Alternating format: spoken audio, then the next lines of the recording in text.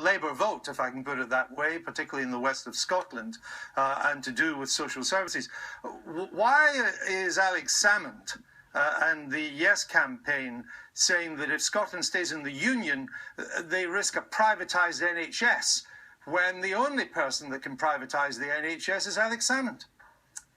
Well, the campaign is saying that because whilst the Scottish Parliament currently has power over the shape and nature of the NHS in Scotland, what we don't have is control over the finances. As you know, the finances that come to Scotland to spend on our public services come as part of a formula which is based on how much public expenditure on those services is made in England and Wales.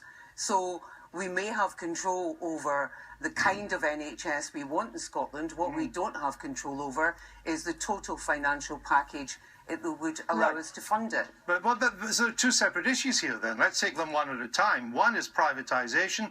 The other is the amount of money you get to run the health service. So can we establish right away, regardless of the amount of money, that there is no danger of Scotland having a privatised health service unless the Scottish Parliament decided that's what it wants? No, we can't establish that, Andrew, because there is the transatlantic trade and investment agreement that is currently being negotiated between the European Union and the United States, where the UK government has refused to exempt the National Health Service from that agreement. What that agreement will do is open up the market of the NHS, and therefore, let me finish. That's a European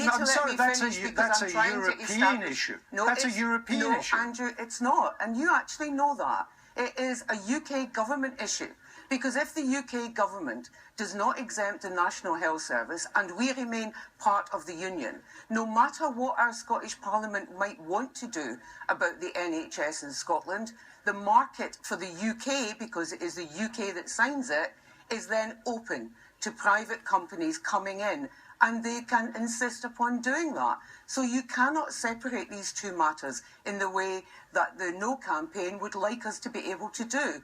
And Labour supporters across Scotland are coming increasingly to realise that. So let me get this right. You're having now had to admit that threats of Tory privatisation in Scotland can work because you control your own health service. You're now saying the danger might come from a free trade agreement that hasn't even been agreed or signed. Well, I think, Andrew, you're mistaking me for a politician, and an SNP politician at that.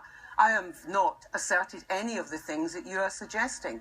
I represent Women for Independence, and we are very clear that the privatisation agenda south of the border is a threat to our National Health Service because of the reason I've given you, and because we do not control in Scotland the total finances that Scotland earns, because that comes back to us from the Treasury based on that formula I mentioned. So let's be crystal clear about who is asserting what.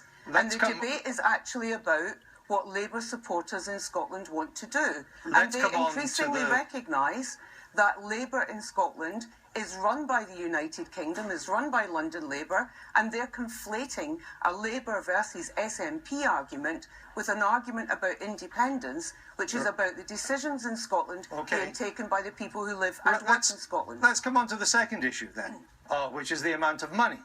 Sure. Is it not a fact that every year under the last Labour government, since